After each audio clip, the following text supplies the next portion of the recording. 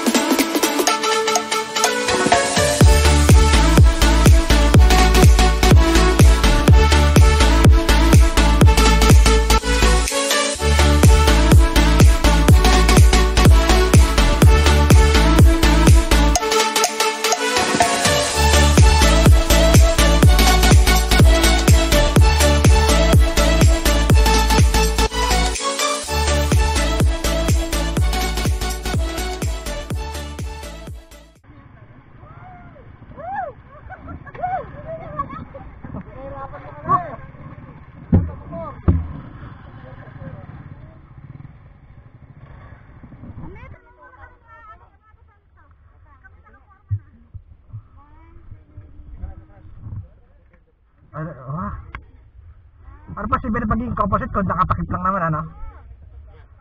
Superman.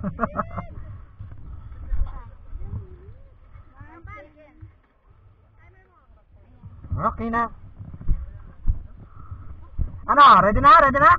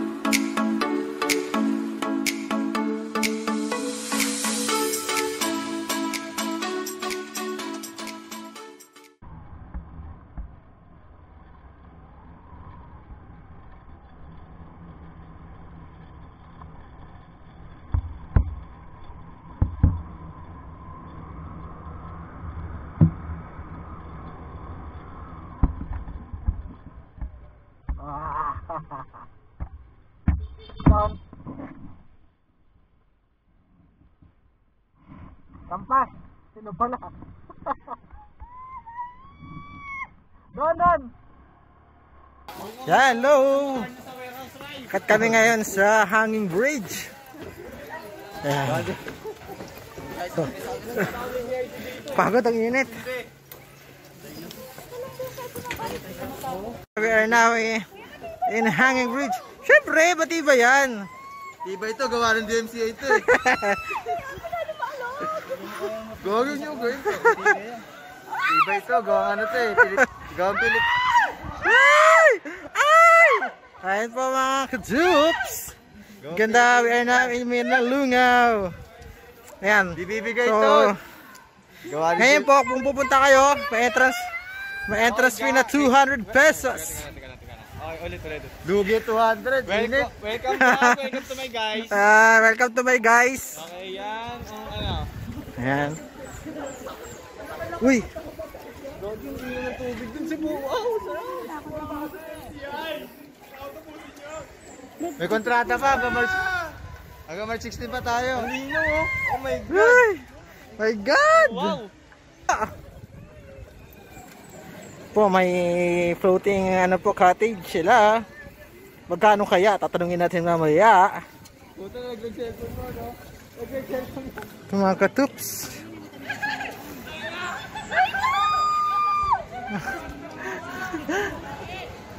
Wala pa akong anak.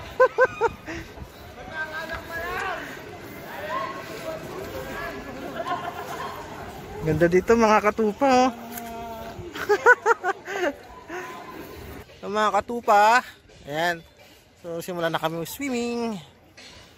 Ayan, pahinga muna kami. So may libutin natin yung Minalungaw. So far, dapat mag-zipline kami pero wala daw operator. Kaya kami makakapag-zipline. Ayan, pero yung price daw ng zipline is 100 pesos papunta. Ngayon, kung balikan, 200 pesos siya. Okay? So sa mga cottages naman natin, ayan, so kung ganitong mga kubo, ayan, mga ganyang cottage, 400 po, ayan. Ano na po, whole day na po yan. And then, kung mga cottage naman na ganyan, floating cottage, basta dyan lang siya sa pangpang, hindi siya gagalaw, 600. Pero kung yung floating cottage nyo is gagamit kayo na bangka, yung ililibot kayo, 800 pesos. Pero, 3 hours lang po yun. Okay? So, sa mga nagbabalak po pumunta dito, ayan, itong mga cottages po natin. Maganda pumunta ngayon kasi kahit na holiday, halos walang masyadong tao. Tsaka napakaganda ng ilog. Ayun. Pakadinaw, grabe. Enjoy. Tsaka ano pala yung vest. Required kasi yung vest dito. Kailangan may vest. So mura lang naman yung vest pag magre-rent kayo. May mga sizes naman sila. May large, may medium. Yun. 35 pesos lang naman yung rent nung vest. Kaya okay din. Tapos sa mga food naman, may mga makakainan din dito. Marami. So may mga restaurant dito. Actually, mga karinderya. Mura lang naman. So pwede na rin kayo kung ayaw nyo magbaon ng luto na. Pwede kayong bumili na lang dito. Ayan. So maya maglilibot po tayo. Okay? Ay, bababa. Ayan. Mga katupa.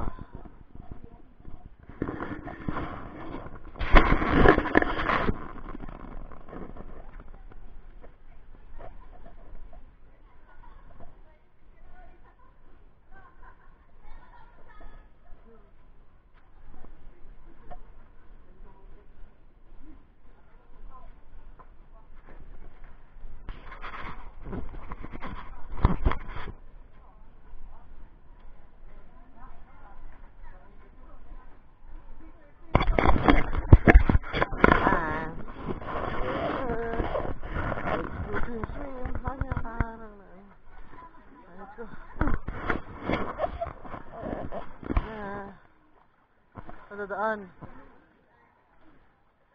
Tayo. Nakaharang yung bangke. Hello. Tulak lang.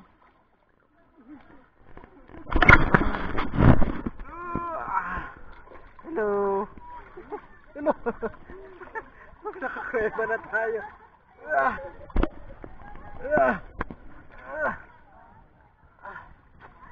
Ayun na. Yes.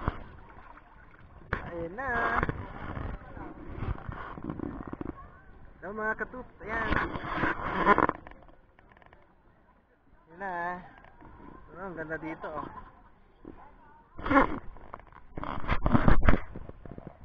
Ayan.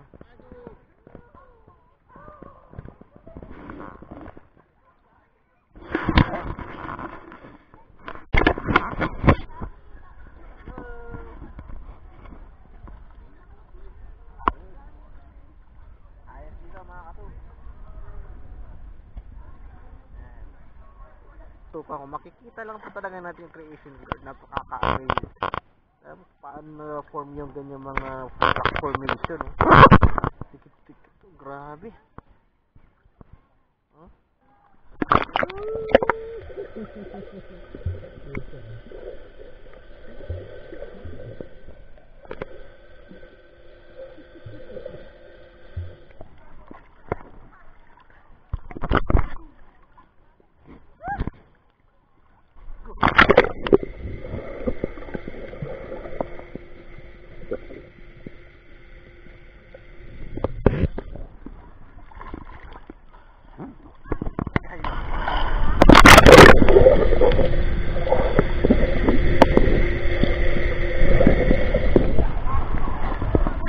Nga pala mga katupa, kanina nagkaroon kami ng aberya. Ayaw kami papasukin doon sa entrance kasi may checkpoint.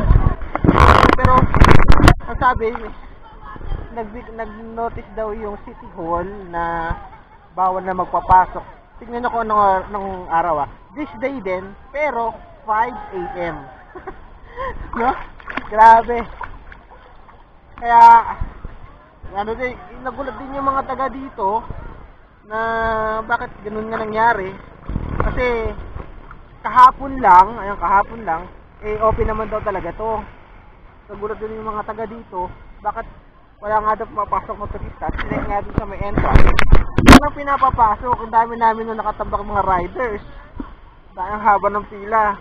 Yung sabi, hintayin daw si ganito para makapasok kami.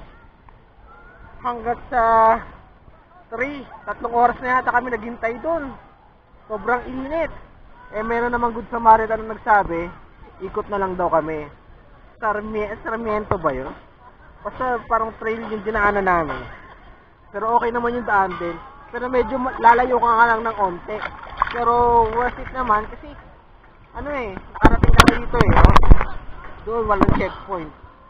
So maraming salamat nga pala kay Kuya na nag-guide sa amin papunta dito. Kasi naawa na rin siya sa amin.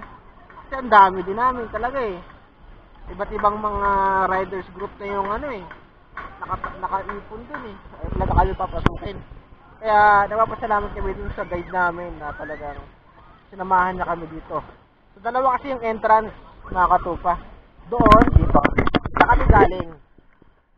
Diyan kami galing na entrance. Pero ang pinaka main entrance ay dito. Okay, yan yung ayaw kami mapapasukin. Dalawa ang entrance nila. So, kung mga riders po kayo, dito po yung pinakamalayong entrance nila. Iikot pa po kayo. Ayan. 8 kilometers yun, Kung wala dun sa main entrance, imiikot kami na 8 kilometers pa para lang makarating ulit dito. Pero okay naman, kasi wala namang wala namang mahirap na daan. Ang lang, palusong, pataas, pero sementado naman. Kaya okay lang. Ayan. Safe din naman. Ayan.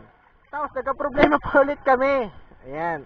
Sabi, syempre, pag dito kami dumaan, dahil dito kami manggagaling, dyan din kami babalik. Pauwi, so malayo. Kaya nakiusap kami sa presidente dito na itawid yung mga motor namin gamit yung balsa. Tatawid dito para mas malapit na kami ngayon sa main entrance. Kaya mabait naman yung presidente dito. Actually yung mga tao dito, mababait silang lahat, accommodating nila. Kaya nakiusap kami kung pwede rentahan na lang namin yung isang balsa para maisakay yung mga motor namin para din na kami umikot ng 8 kilometers pa, So yun, pinagbigyan naman kami 50 pesos per head per motorcycle. So kada isang balsa 6 to 7 depende sa laki ng motor. Yan, so naitawid naman namin at hindi na kami iikot. Ayan, dito na kami. Lalabas mamaya. So, ayan, nakakapit pa yung mga pwede natin mapuntahan dito. So, mamaya papasyal namin kayo sa kainan. Kakain kami mamaya. Kami mga souvenirs din dito. Okay? So, paano? Bye! Ayun, dito. Linaw ng tubig. Linaw. Ngayon kalinaw ang tubig dito. Linaw ng tubig. Maganda. Linaw.